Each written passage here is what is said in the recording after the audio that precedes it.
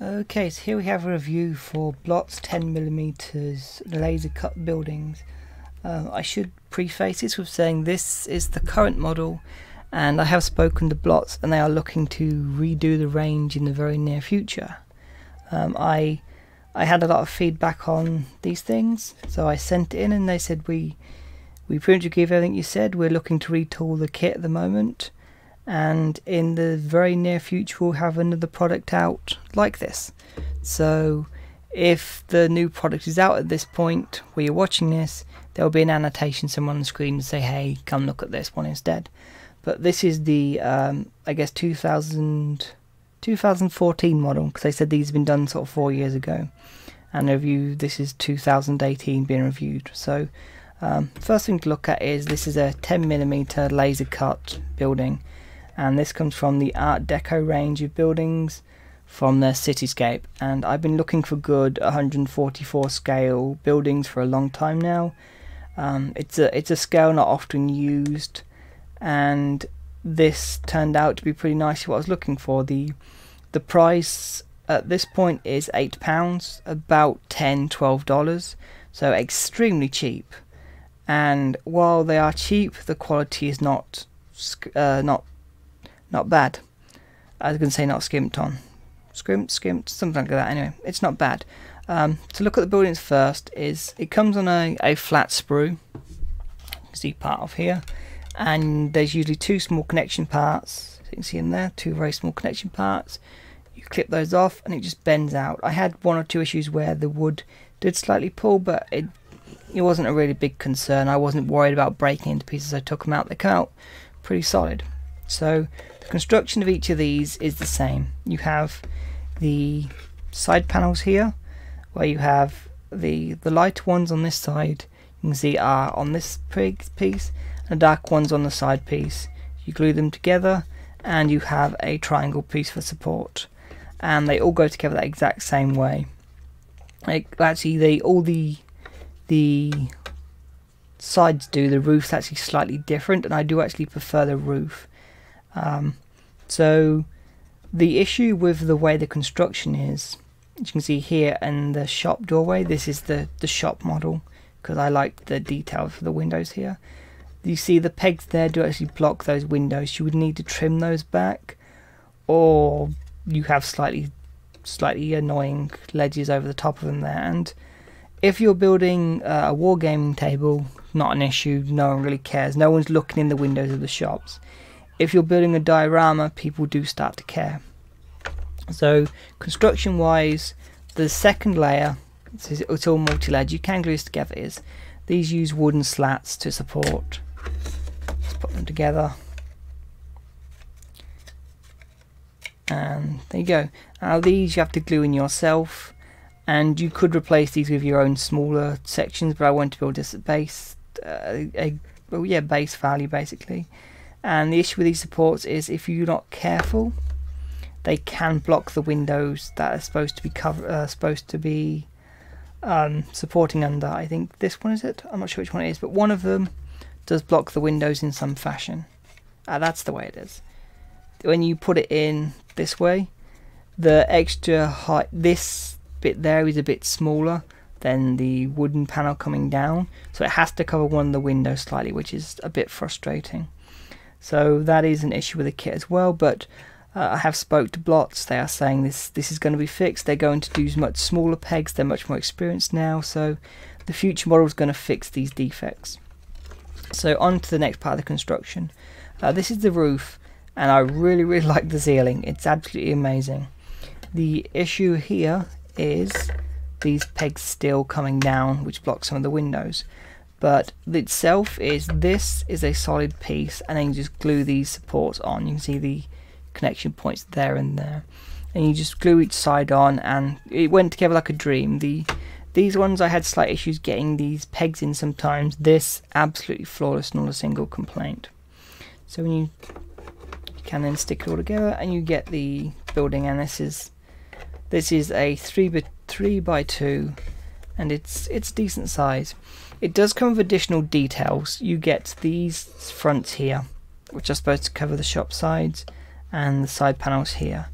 And I like the detailing, but there's nowhere to line these up properly. There's no mark on the kit for where to line these up, and I ended up using the darker edges here as my marks, but it's still not quite perfect, and that is one flaw in the kit. The sides suffer the same issues, and there's not much to be doing about that. It's just the way laser cut wood has to be. They can't do a whole lot in adding extra points to add stuff to, but I'm assuming the next iteration will have some way of knowing where to place these without it just being kind of a guesswork and figuring out yourself. But the instructions you can get online for these, and the instructions aren't bad, but here it just says glue it on, which, okay, I glue it on, but exactly how? So there, it's a slight issue again. They do supply some additional detail parts for balconies, and it's a single piece of wood about as thick as the roof supports. I can see there, sort of that thick, and they just glue one under here for a bit more detail under the windows. I didn't like those because they were just blocks of wood glued on. Again, wargaming table, no one's going to care. I'm looking at this more as a gunpowder perspective, and I very much care if I got a huge chunk of wood coming out from the windows. The windows are the other issue I have with this kit, and if you notice, you have 3 open windows, 3 shut windows, 3 round windows, and that continues all the way down on every side. It's identical. Now, I don't know about anyone else, but when I see buildings, I don't see this setup ever. It's not realistic, and that's quite frustrating. Now, I can fix this. It's not an issue. I put putty across the window, smooth it out. That's like, I can just remove these entirely, or remove sort of those two and these ones to kind of give it a more realistic view. But if I'm wanting to do, say, 10 of these, what becomes an hour job starts to look like 10 hours, and that's a lot of work to put into for a diorama. And I'm not quite there yet to be willing to do that much work, so I'm glad. That's why it's one of the reasons I gave the feedback. I was looking at getting a lot of these. I thought, you know what, I think if I'm going to invest, say, £100 or something in these, then I really should talk to these people and say, look, is there a way to improve what you're doing? Because I think you've got an amazing product, but it's let down in some design areas which you could easily fix. And they're like, yeah, look into this in the very near future anyway. Thanks for the feedback. So hey, can't fault Blots, fantastic people, give them a look. So scale wise, we need to look at a mobile suit, and in this case it's a trusty old Zaku, and Zaku is slightly smaller than this, which isn't a bad thing. I found when I tried a strike next to it, the real grade strike, the real grade strike was slightly taller, and I'm not sure why it is, because AU suits are usually smaller than UC suits, but it was what it was. It was very slightly taller than this, but there was no reason it couldn't also fit in with the scale itself. If you had strike kind of ducking down a bit, it'd take cover well. So size wise, it's a very decent size, and although it can't really do it with this camera angle, there is more than enough room to have something standing on top of this, sort of a sniper unit on top of a building, or having sort of a mobile suit smashed into the building. See there, a bit of comparison. Sort of, you could easily have sort of a start of Zeta diorama where one mobile suit smashed another into the building. My issue with that on this build, and ignore the Zaku handbraking, my issue with that on this build is there's no floors. There's also no way really to install floors because of the way all this is set up to support it. There is no way you can build a floor for a 144 scale person. So example here is a 144 scale person, and you can see they can fit on the floors, and they fit about right on the windows. See, they're about what you would expect. But then when you look at the support's there, and now suddenly his kneecaps is the only thing being visible outside the window. Get a better angle on that. Is that better? No, because of the light. You can see kind of, there we go. all that's going to be visible at that angle is his kneecaps, which is no good.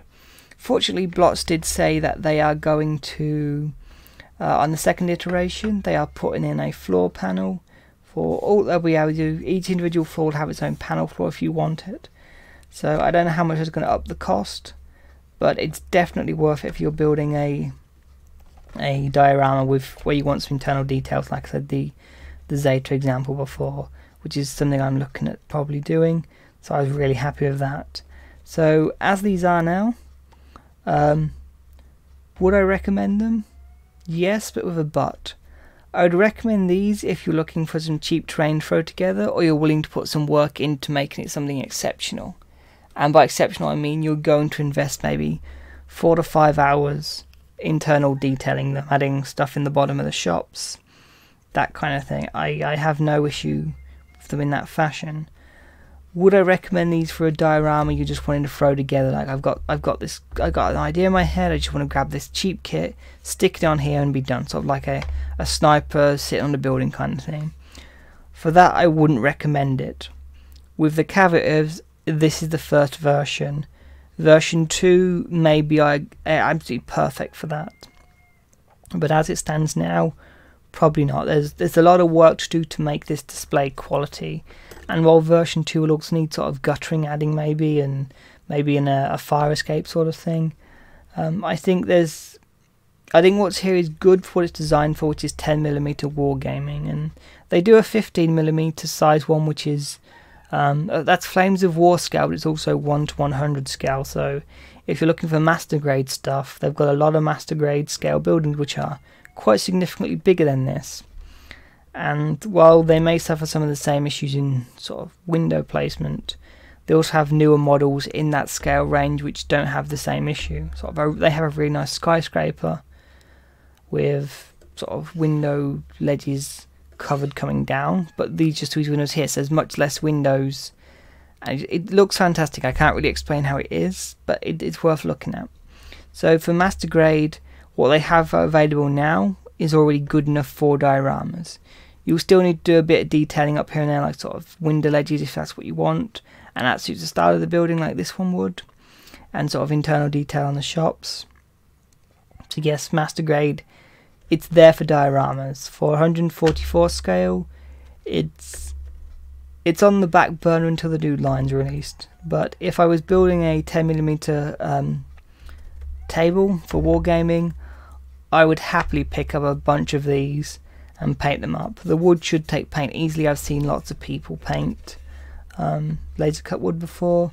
You throw a primer on it and then you can dry brush it just grey and you'd probably get a decent look from it. You could airbrush it nicely. It's very easy to work with for wargaming. So is this a recommendation? Yes, with a but. So thanks for watching.